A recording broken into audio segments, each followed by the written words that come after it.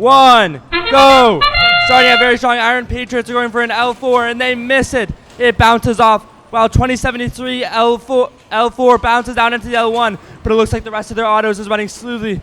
On the blue side, we are also having some very strong autos, but they're sadly missing again.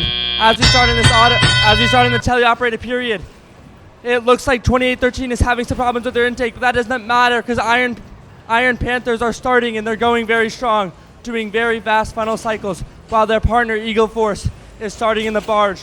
As they continue along there, on the other side, 4414 High Tide is starting on the barge, and they're going strong in it, while Buchanan Bird Brains looks like they're focusing on the actual coral, but it looks like they can't get it out with their outtake.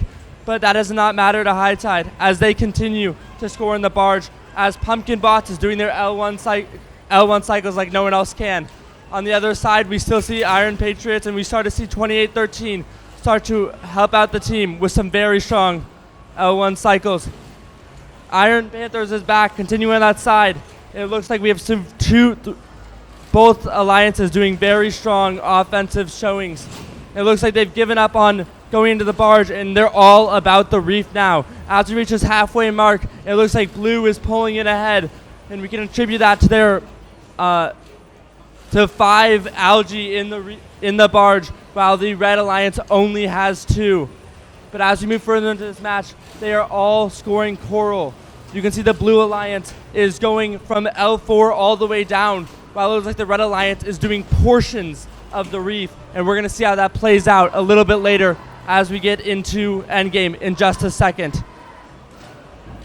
2813 and 5026 are both doing very strong human player cycles, as we see a very human player dominated right red side in a very ground intake dominated left side. But notably on your blue alliance, you can see a lot more L1 scores, and that's attributed almost entirely to the Pumpkin Bots. This L1 only robot is very good at scoring them very, very efficiently, and they can stack them up like no other team can. But as we move into endgame, it looks like all 3 robots on the red alliance are going to try to climb, and it looks like they just might do it. But then on the blue alliance, it also looks like we are trying to get 3 climbs, but no, only one of them is able to do it. We'll get the results to you in just a second.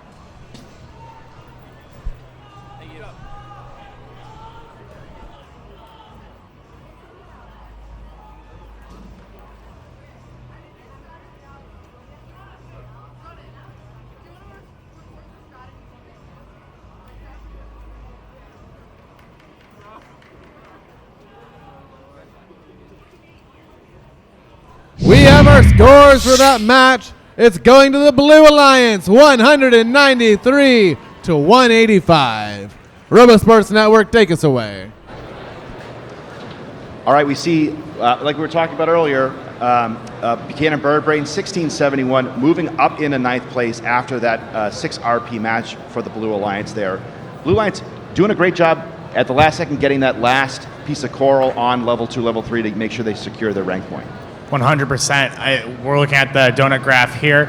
You can see they're kind of cutting it a little close on L2 and L3 here, but the L4 scoring looking really strong in auto, doing an extra 7 on top of those autonomous points, just to make it convincing, get a little bit of a lead. They are only winning here by 8 points, so getting at least 2 coral up on L4 is going to make the difference here. Again, 6 RP as we were looking at, all according to plan for the Bird Brains. They are now in 9th, not too far behind them. 44-14 moves up to 11th, and they've still got some time to play around here in the qualification matches on Sunday.